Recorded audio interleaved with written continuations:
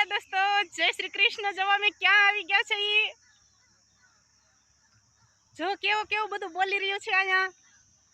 અરે જો આપણી પાછળ તળાવની અંદર કમળ ખીલેલા છે। કમળ અહીંથી વાતાવરણના હિસાબે કમળ નથી દેખાતા। જો રહ્યું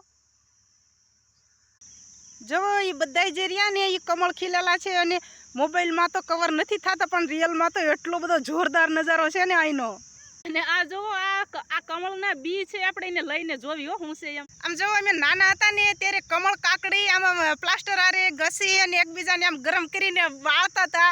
ઈ કમળ કાકડી આજે મને પહેલી વાર મળી અને રિયલમાં હાલો તમને બતાવી દઉં।